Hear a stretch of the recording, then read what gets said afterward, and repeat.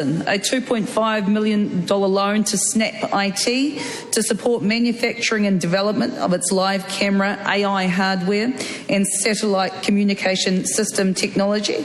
Perhaps the Leader of the Opposition might be able to make some use of that. And Minister Andin Timaru, a $500,000 grant to the Fraser Park Redevelopment Trust for the transmission of the Fraser Park facility into a multi-event arena. Question number 4, David Seymour. Thank you, Mr. Speaker. My question is to the Prime Minister and reads, is he confident that officials and ministers are making decisions transparently and impartially? Mr. Speaker. The Right Honourable Prime Minister. Broadly, yes. Ministers and officials make a broad range of decisions, each governed by processes and different processes and considerations. The high-quality nature of those decisions and the accountability and review mechanisms for decision makers and those decisions is a core feature of New Zealand's government and one of the main reasons New Zealand's renowned for transparency, good governance and ease of business. Supplementary. Supplementary, Brooke Van Velden. How can a developer applying for a subdivision consent be confident the Independent Hearings Commissioner does not have an investment in a competing subdivision when the Prime Minister couldn't trust his own Transport Minister to declare shares in Auckland Airport when declining airport authority status to the North Shore Aerodrome? Mr. Speaker, those two things are completely unrelated, but if the member has any evidence of the first, I'd encourage you to share it. Supplementary, Chris Bailey. How can a humble pub owner applying for a liquor licence under the Sale and Supply of Alcohol Act be sure that the District Licensing Committee members haven't invested in a competing pub when the Prime Minister couldn't trust his own Transport Minister to declare shares in Auckland Airport when declining airport authority status to the North Shore Aerodrome? Point of order, Mr. Speaker. Two parts of a question need to have something to do with each other, and I think we can see what's been attempted here by the ACT Party, but I can't see how the first part of that question is in order as a question to a minister, the Prime Minister in this case. The question was, the primary question is quite a wide scope to it. I think, and the Prime Minister is basically responsible for everything that the government does. So I'm going to allow the question, but like I've warned members before, especially when they get more than one leg to a question, or it's not particularly, if you're wanting a specific answer like that, you may not get that.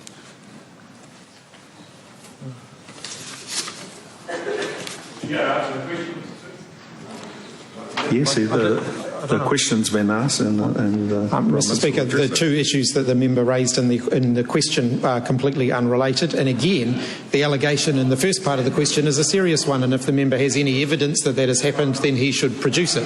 In answer to the second part, of the question, the minister concerned had declared the shares. Mr. Speaker, supplementary. Simon Court. How can miners applying for mining permits under the Crown Minerals Act be confident that the responsible minister hasn't invested in a competing mine when the Prime Minister couldn't trust his own Transport Minister to declare shares in Auckland Airport when declining airport authority status to the North Shore Aerodrome? Well, Mr. Speaker, again, that's a very serious allegation that the member has made in the first part of the question, and if he has any evidence at all to back up the allegation that is just made, then he should produce it. Supplementary. Dr. James McDowell. How can he be confident that nobody approving or declining Callaghan Innovation grants has an undisclosed share in the applicant or their competitors when the Prime Minister couldn't trust his own Transport Minister to declare shares in Auckland Airport when declining airport authority status to the North Shore Aerodrome? Mr. Speaker, if the member has any evidence to back up the claim he's made in the first part of the question, he should produce it. Mr. Speaker. Karen Shaw. How can people dealing with oranga tamariki be confident with OT staff making decisions to put children in foster families' care don't have undisclosed interests in the adopting families when the Prime Minister couldn't trust his own Transport Minister to declare shares in Auckland Airport when declining Airport Authority status to the North Shore Aerodrome?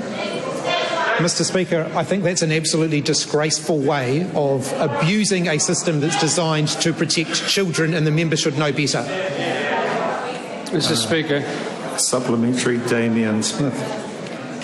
How can overseas investors be confident that nobody in the Overseas Investment Office making decisions about the application assures... Point of order, Davidson. Just heard David Clark make a pretty outrageous heckle, which first of all he shouldn't be speaking and should be heard in silence, and second of all he might like to consider withdrawing the remark that he made if he feels that's appropriate. The Honourable Grant Robertson. Mr. Speaker, it has occurred a few times in your reign as Speaker where the nature of questions has led people to interject during them. We've just had a succession of questions from the ACT Party that have impugned a range of public servants, public service agencies and ministers, and I don't think it's surprising in light of those questions that there will be interjections during them. The Honourable Jerry Brown. Mr. Speaker, it's not for individual members in this House to determine the appropriateness or otherwise of a question.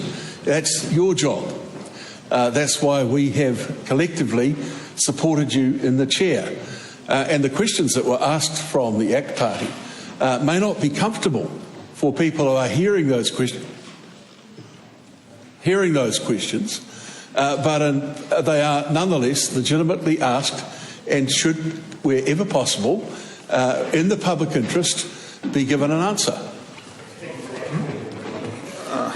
Do you have to? Will you rule?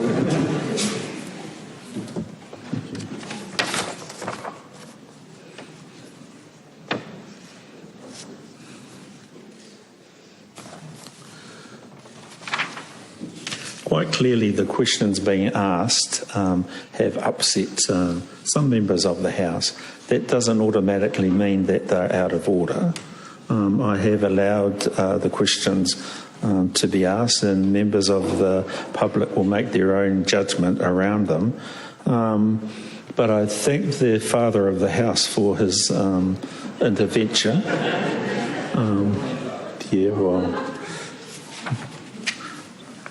I think it's, I'm acknowledging the experience of the member and his contribution. So, whilst members might not like what they're hearing in terms of the question, the member does have the right to ask it. Would you like to ask it again? How can overseas investors be confident that nobody in the Overseas Investment Office making decisions about their application has shares in land or companies affected by the investment when the Prime Minister couldn't trust his own Transport Minister to declare shares in Auckland Airport when declining Airport Authority status to the North Shore Aerodrome? Mr. Speaker, I'm absolutely satisfied that if any of the very serious allegations that the ACT members have raised in any of their questions have any basis in fact, that there are systems in place to deal with them. Question number 5, Dan Rosewarne. Mr. Speaker, my question is to the Minister of Defence and reads, what progress has been made on the procurement of Bushmaster protected armoured vehicles? The Honourable Andrew Little. Mr. Speaker, last month I had the pleasure of visiting the Trentham military camp to mark the arrival of the first 18 Bushmaster protected mobility vehicles in New Zealand. This government has purchased a total of 43 Bushmasters to replace the ageing Pinzgaus. The remaining vehicles will be arriving in the coming months. The Bushmasters are a world-class land defence platform designed to carry out a range of tasks from protected troop transport, ambulance response, mobile command and advanced communications. They will ensure our Army is ready to respond to the range of national security threats New Zealand faces, both here and abroad, from extreme weather and natural disaster response to search and rescue to peacekeeping and security missions. Supplementary. How much has the government invested into Bushmaster procurement programs? Mr Speaker, the government has invested $106 million to procure the 43 vehicles, including spares and supporting systems. In Budget 2023, we committed a further $58 million to equip the Bushmasters with world-class secure communications. That was the appropriate time to greenlight this investment because it allows us to apply the very latest partner interoperability and cybersecurity standards. Like all significant defence procurement projects, we should expect to see ongoing upgrades to the Bushmasters platform over time. Supplementary. Where would the Bushmasters be stationed? Mr Speaker, after the delivery and commissioning phases, the fleet will be stationed at Linton and Burnham Army bases. This means there will be Bushmasters ready to respond to extreme weather events and natural disasters in both the North and the South Islands. Supplementary. What reaction has he seen from the troops to the arrival of the Bushmasters? Mr Speaker, the feedback has been overwhelmingly positive. One Lance Corporal was quoted in the media saying, quotes, "We've definitely moved up there in the world," end quotes. And the Bushmasters will make a big difference to the role our soldiers play overseas. A number of defence personnel and officials told me about the pride they feel in this program having now delivered in what is almost record time for defence procurement. And I know that the Minister of Finance is thrilled about that as well. From Cabinet sign-off in June 2020 to the first Bushmasters being unveiled last month, I'd like to take this opportunity to thank all the soldiers, officers and civilian staff who have contributed to the delivery. And of course I thank one of my predecessor, but one, the Honourable Ron Mark, who initiated the program. Supplementary. How does the investment into Bushmasters align with the government's wider investments into defence? Mr Speaker, the Bushmasters are part of the more than $4.5 billion this government has invested into strengthening our defence capability across land, sea and air. This includes 4 new P-8A Poseidon aircraft, 5 C-130J 30 Super Hercules and upgrades to our frigates. In Budget 2023, we've also invested in housing upgrades and the largest pay increases for our defence personnel in a decade. Mr Speaker, this is a government committed to New Zealand having a defence force that is ready to respond and protect our national security.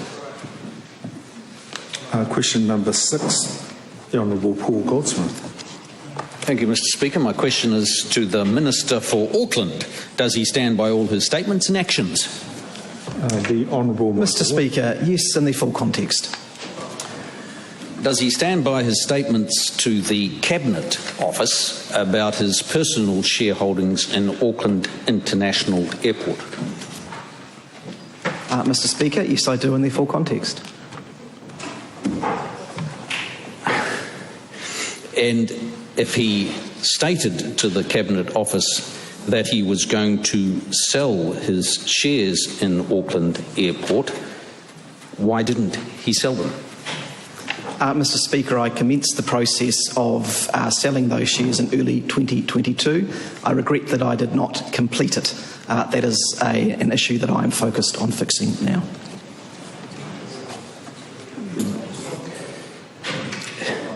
Did he not say to the Cabinet Office in late 2020 that he was going to sell them, and why did he only start in 2022? Mr Speaker, it is important to note that I declared all of my shareholdings to Cabinet Office at the time that I became Minister. They did provide advice to me on a number of occasions that I should have sold them. I regret that I did not pursue that as quickly as I should have. That is the process that I am focused on fixing now. Does he acknowledge that for a minister not to do something he has told the Cabinet Office he will do once is a mistake, but to do it twice as Minister for Auckland and another 10 times before can only be either deliberate concealment or rank incompetence? And if so, which one is it? Mr Speaker, the member's assertion is wrong. I only became the Minister for Auckland in February of this year. Point of order, Mr Speaker. Point of order, the Honourable Paul Goldsmith. We just heard from the Prime Minister that he was asked twice during the time he was Minister of Auckland by the Cabinet Office to whether he had sold his shares or not. Either way, the question was addressed. Supplementary. Does he agree with the characterisation of his performance over the shares in the Post this morning as, quote, creeping incompetence? Mr. Speaker, I agree that I should have sold the shares more quickly than I did. I deeply regret that I did not. My focus now is on fixing that issue. During his meetings with the Mayor of Auckland, when the conversation turned to tourism and Auckland's connectivity, did he disclose to the Mayor his personal shareholding in Auckland Airport? Mr. Speaker, no, I did not, but I note that I did publicly disclose that shareholding on the Register of Pecuniary Interests in early 2022. Too late. Did he have any conversations with the Mayor or with any unions about the Council's proposed sale of Auckland Airport shares? Mr. Speaker, I have had no conversations of that kind. On a number of occasions, the Mayor has spoken to me in general terms about his budget process, and I have said to him, as I have said publicly, that that is a matter for Auckland Council. Question number 7, the Honourable Eugenie Sage. Thank you, Mr. Speaker. My question is to the Minister for Oceans and Fisheries. Is she confident that the vision that New Zealand has worked towards zero fishing-related mortalities in the National Plan of Action Seabirds 2020 is resulting in significant progress to protect seabirds? If not, will she ensure stronger action is taken? Mr. Speaker. The Honourable Rachel Brooking. Yes, I am confident in this vision and the significant progress being achieved by this plan. This plan has 4 goals: avoiding bycatch, healthy seabird populations, research and information, and international engagement. Preliminary 2020-21 estimations indicate a downward trend in seabird captures. This is a result of a comprehensive program of scientific research, monitoring and active management currently underway to achieve these goals. There is more work to do, but Aotearoa seabirds are a precious taonga, and I want to make sure they're here for future generations. Supplementary. What, if any, further work does the Minister consider is needed before making all 3 best practice mitigation measures for surface longlining, Tory streamer lines, weighted lines and night setting compulsory to reduce seabird bycatch and address the, quote, low uptake of voluntary measures, end quote, identified by Fisheries New Zealand in its 2022 review? Mr. Speaker, a review of the surface longline mitigation regulations is currently underway. The consultation closed on Friday the 12th of May and submissions are currently being assessed, and I will receive advice on those shortly. As the member said, this consultation addressed the 3 out of 3 mitigation measures on surface longline vessels and whether they should be applied at all times. That is a Tory line or a bird scaring line, setting at night and weighting the line. So I'm awaiting that advice. Is the Minister satisfied that the numbers of reported seabird mortalities in surface longline fisheries are accurate when observed effort of surface longline hooks in 2020-21 was only 11%? Mr. Speaker, I don't have information about that specific issue to hand, and I'm happy to provide it in a written question. What action, if any, is the Minister considering to avoid seabirds being killed by bottom longline and trawl fisheries when each of these fishing methods catches more seabirds each year than surface longlining, between 1,400 and 2,598 birds in the case of bottom longlining in 2019 to 20? Mr. Speaker, the plan has an annual report and there are review processes in that. At the moment it's focused on the longline and it will look at these other mitigation measures as well. What does the Minister say to BirdLife International, who predict that the critically threatened Antipodean albatross will be made extinct by 2050 because of deaths from commercial fishing bycatch and a population which has declined by more than 2/3 since 2005? Protection for the Antipodean albatross is an issue that needs to be solved with the international community, and New Zealand is leading in measures internationally to help protect these majestic seabirds. We do have a lot of research underway and are actively working with other countries to understand where the risk to seabirds are occurring across the Southern Hemisphere and how best to manage these risks. and the proposals to strengthen the seabird mitigation and surface longline fishing that I've just discussed and will receive advice on soon will help with that. With no significant improvement over the last 10 years in the number of protected seabirds killed each year, will the Minister consider using her powers under the Fisheries Act to establish mortality limits for seabird species, after which fishing stops? If not, why not? Mr. Speaker, I will continue asking officials for advice on the best mitigation measures. Question number 8, Anna Lork. Thank you, Mr. Speaker. My question is to the Minister for Rural Communities. What recent reports has he received on government support to cyclone-affected rural communities? Mr. Speaker. The Honourable Kieran McAnulty. Thank you, Mr. Speaker. I receive regular updates on the government's work to support rural communities to recover from Cyclone Gabrielle. I can confirm that as of the 6th of June 2023, $62.8 million has been paid out in recovery grants to farmers and growers for 5,474 impacted properties. There are also specific recovery projects that have been funded through a fully committed $4 million mobilisation fund. These grants have gone towards immediate cost of recovery following the cyclone. I acknowledge many of these farmers and growers continue to do it tough, so I'm regularly meeting with them to get on-the-ground perspectives on what further support is needed. Supplementary. What projects have been supported through the $4 million mobilisation fund? Mr. Speaker, I've been advised that the fund has been fully committed to projects covering aerial surveys, mental wellbeing, recovery advice, logistics and reimbursement of costs of urgent response activity. Since the start of March, Operation Muster has facilitated the transport of more than 45,000 livestock off Hawke's Bay farms left cut off following Cyclone Gabrielle. The areas covered include Pātuka, Risington, Dartmoor, Puketutiri, Tutera, Putarino and Waikau. More than 6,000 tonnes of critical supplies have been delivered to cut off rural communities in Tairāwhiti through Operation Reach. The support is ensuring vital supplies get to farmers and growers left isolated by severed transport links. What further support has been announced through Budget 2023?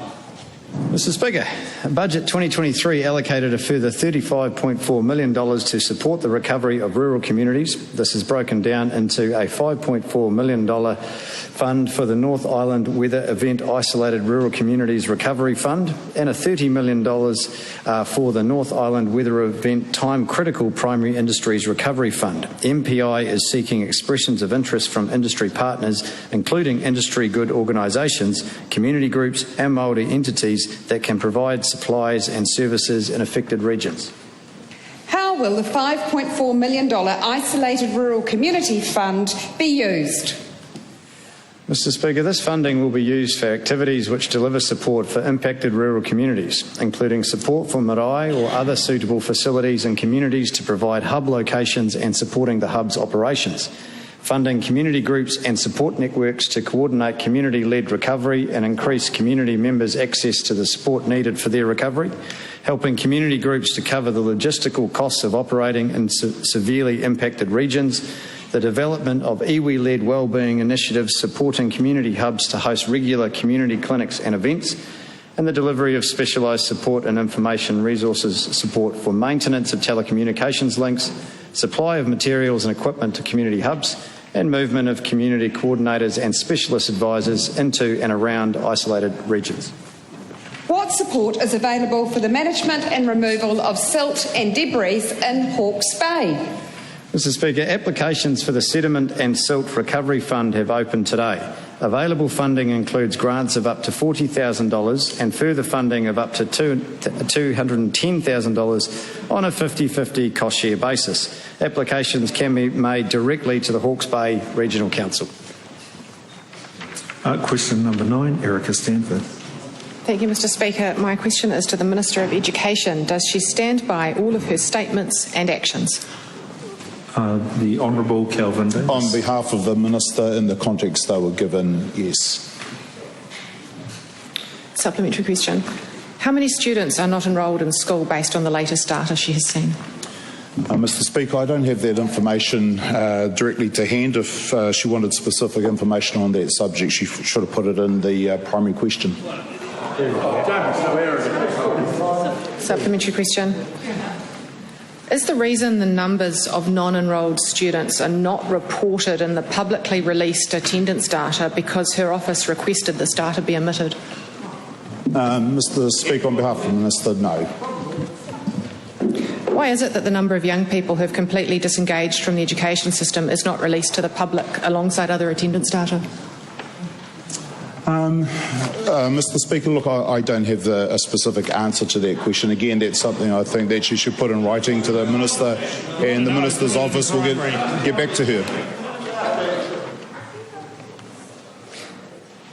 Is the reason she isn't proactively publicly releasing the number of young people unenrolled from school because under this government that number is 2.5 times higher after 6 years in office? And will she commit to regularly publishing the number of unenrolled students with the rest of the attendance data? Mr Speaker, there's about 3 questions in that. No. It's a point of order. Sorry. Question number 10, Glenn Bennett. Mr Speaker, my question is to the Minister for the Digital Economy and Communications and asks, what recent announcements has the government made about boosting our digital workforce? Mr Speaker. The Honourable Ginny Anderson. Mr Speaker, Budget 2023 lays the foundations for a low emissions, high wage economy with major investments into our digital and tech sectors. The government is investing $27 million in a digital skills package that will focus on growing tech sector workforce under the Digital Tech and Industry ITP, or Industry Transformation Plan. Funding will support the development of apprenticeship-like pilot programs that will include support for both trainees and employers to make the most of these pathways into employment. We're supporting these pilots so people can earn while they learn and also get industry experience while they study. What else will the digital skills package be supporting? Mr Speaker, we'll also be supporting in-school outreach programs. These programs are designed to provide students with the opportunity to get a real view of the industry by highlighting tech careers and integrating the skills needed into their education program. This includes integrating in-school learning and work-based learning with local employers. For example, students might gain NCEA credits and work towards completing qualifications in information technology. Through programs such as these, students become work ready and are able to earn higher wages. Why are you looking to grow the tech sector workforce?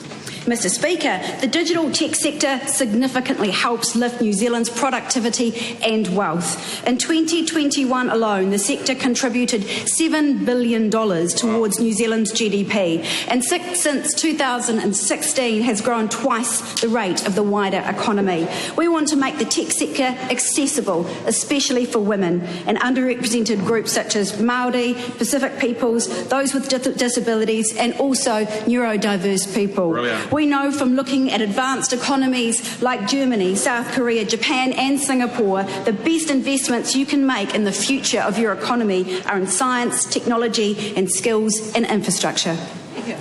What feedback has the Minister seen on the digital skills package? Mr Speaker, heaps. NZ Chief Executive Graham Muller says it's great to have some focused funding to address the skills shortage in the tech sector, particularly around new pathways and diversity. And the ITB provides a framework to help coordinate efforts across government and industry. Stephen Knightley of Rocketworks said it's great to see the government taking a tangible action to support not only interactive games but also the wider digital economy too. Health Infometrics NZ Board Chair Karen Blake said she's particularly excited to see funding for boosting women's participation in the sector. Question 11, Dr. Elizabeth Kerikere. Tēnā koe, te māngai o te whare. My question is to the Minister for Land Information and asks, does he agree with the New Zealand Geographic Board, Te Rautaki Strategy 2020 to 2025 vision statement?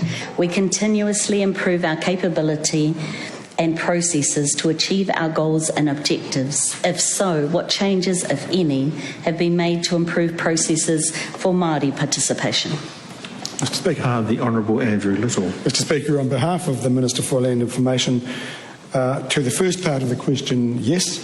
In terms of the goals and objectives of the New Zealand Geographic Board, Ngā Pau Taunaha or Aotearoa, this includes naming, quotes, features and places so that people can effectively communicate information about location and we preserve New Zealand's heritage and culture, end quotes. To the second part of the question, the Board is bound by a statutory process which generally requires historical research, direct iwi engagement and public notification. The Board has made a number of improvements in recent years to their engagement with Māori to ensure that Māori are supported to participate in the work that the Board does. This includes significant engagement with mana whenua on the development of new maps for Te Ika a Maui and Te Waipounamu to encourage the use of original Māori place names, establishing a fast-track process to work directly with mana whenua to have unofficial place names added to our maps and records, and agreeing an approach to encourage councils and iwi to submit alternative Māori place names for towns and cities. Supplementary. What does the Minister say to Kuia Aki Paipa and Maggie Maguire from Operation Pātiki at Kohu Pātiki Marae, who struggled with the lengthy New Zealand Geographic Board application process to successfully restore Te Awa o Mokotuararo as the rightful name of their river today? Mr. Speaker, on behalf of the Minister, firstly I would begin by congratulating Aki Paipa and Maggie Maguire for their leadership in restoring the name of Te Awa o Mokotuararo. The original proposal made by Ngā Kuia which was to have the river named Ngaruroro Mokotuararo ki Rangatira, was declined because that is the name of the original river before it was diverted for flood protection and before the river was split, and therefore also to avoid confusion with the adjacent Ngaruroro River. Members of the Board personally met with Kohu Pātiki Marae on the 26th of July last year to break the news of that proposal being declined and to be there to acknowledge their disappointment and to make the suggestion that they come back with a different name that they would be happy with. Following that, the proposal of the name Te Awa o Mokotuararo was then proposed by Kohu Pātiki Marae instead, and that name is official, and indeed it has been made official from today. The name Te Awa o Mokotuararo acknowledges the stories and history of the river and is a step toward restoring its Māori, which was what prompted Kohu Pātiki Marae to propose a new name in the first place. The process, it is true, has been lengthy, but it has allowed for ample consultation and engagement with stakeholders to ensure that their whakaaro were respected and the Board could fulfil its statutory responsibilities. Supplementary. How will the Minister ensure tangata whenua are fully supported to achieve the New Zealand Geographic Board's goal of restoring original Māori place names? And will he commit to simplifying the process to one led by tangata whenua? Mr. Speaker, on behalf of the Minister, to the member, by definition, all the work that the Board does involves engaging with Māori and upholding Te Tiriti o Waitangi. That's a statutory obligation that they have. Some things that the Board has done is to establish a fast-track process to work directly with mana whenua, to have unofficial place names recognised, and on some occasions when there is no objection and there are no alternative names, then that can be done in a way that doesn't have to be publicly notified. Secondly, agreeing an approach to encourage councils and iwi to submit alternative Māori place names for towns and cities. And then finally, developing new maps for Te Ika a Maui and Te Waipounamu to encourage the use of over 1,800 original Māori place names. Question number 12, the Honourable Mark Mitchell. Thank you, Mr. Speaker. My question is to the Minister of Police. Does she stand by her statement? It is my view that New Zealanders feel safer. If so, why? This will be good. The Honourable Ginny Anderson. Mr. Speaker, the quote in the member's question is not my full statement and is a misrepresentation of my actual statement. Point of order, the Honourable Michael Woodhouse. Mr. Speaker, that response is clearly out of order. She cannot say that a question itself that has been ruled in order is a misrepresentation. And given my ruling earlier today, I agree. The Minister will stand, withdraw and apologise. New point of... I'll do the apology first. Stand, withdraw and apologise. Stand, withdraw and apologise. The Honourable Grant Robertson. Point of order, Mr. Speaker. The question contains a statement that is not the full statement that the member made, and therefore misrepresents the statement of the member. The fact that it has been accepted as a question does not change the fact that a partial statement misrepresents the statement of a member. If the question is to be allowed, the member responding, the Minister responding, should be allowed to state the fact that it is a misrepresentation. I think if partial statements that change the meaning of a statement are allowed, then a minister must have the right to be able to say that that misrepresents their view. The Honourable Jerry Brownlee. Well, Mr. Speaker, can I just say you have ruled today, and I think very appropriately, and I just suggest to Mr. Robertson that people like him and me should not try dancing on the head of a pin, and particularly when you get the sort of result that you're seeing at the moment. It is quite clear that the Minister can respond that might give clarity to why she said what she said. Well, thank you, Mr. This is Speaker. a point of order. Mr. Speaker, Andrew Little.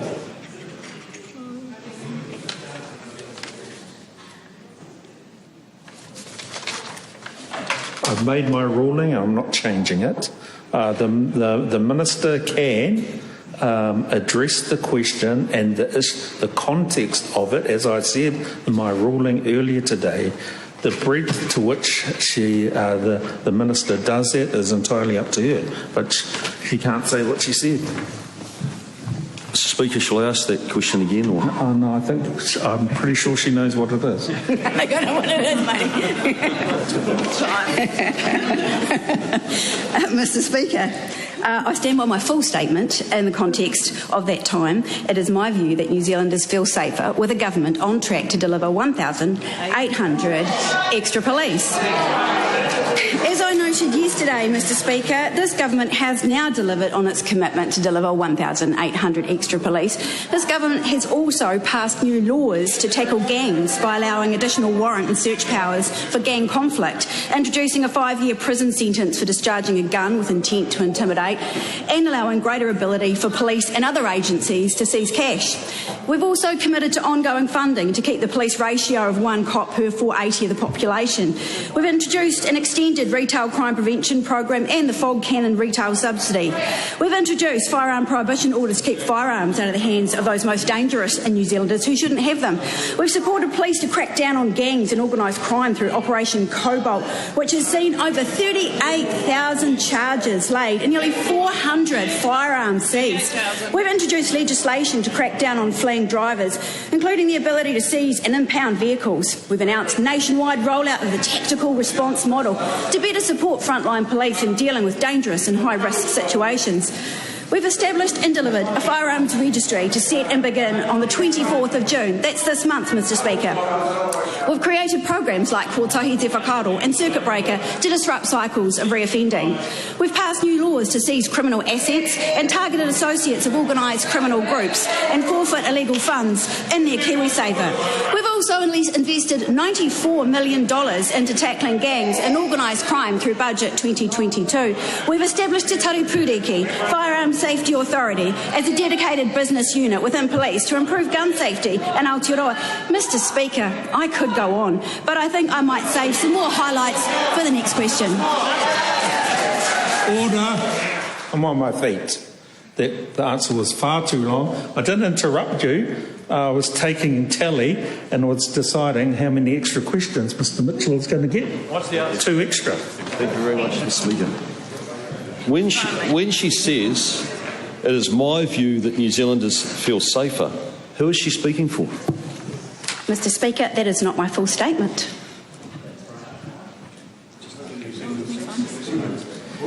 When she says, it is my view that New Zealanders feel safer because we've delivered 1,800 extra police officers, who is she speaking for? For myself. That's why I said it is my view. So, just for clarity for the House, when she says that New Zealanders feel safer, she's just talking about herself. Mr. Speaker, when I said it is my view that New Zealanders feel safer now that we have 1,800 more police officers on the beat, I believe that New Zealanders are safer than they were under a national government when we had fewer police officers on the beat. Does she consider that she is gaslighting the public of New Zealand when she stands in this House and continues to tell the people of New Zealand that they should feel safer? And so far as the Minister's response, you can address it if you like, you don't have to if you don't want to. Mr. Speaker, the only gaslighting going on in the House today is that member who continually misrepresents my quote. Mr. Speaker.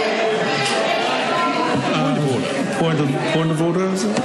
Mr. Speaker, Michael Woodhouse. We're now getting into some territory of the Minister openly defying not only the ruling you gave at the start of question time, but the ruling you gave at the start of the primary question 12. The second thing I would say is that if the Minister feels that she has been misrepresented, there are ways to deal with that, and this isn't that. Honourable Grant Robertson. Mr. Speaker, again, acknowledging the way in which you have chosen to run the House and that you have often said that it is up to members in the House to be able to behave responsibly within that framework, it will be obvious to absolutely everybody in the House that Mr Mitchell's last supplementary question was completely outside Standing Order 390, and he should expect the kind of response he got. Exactly right. And expect no relief from the Speaker. So if we've got another question. When the Minister says that she's met with shopkeepers that have been subjected to ram raids and that they now feel safer, what's the number? How many has she met? And how many have said that? Mr. Speaker, I have met with retailers in Auckland, I've met them in Wellington, and I've also met them in Christchurch. I'm happy to provide the member with a written account of each of those visits. I think that's the end, isn't it? Not according to the...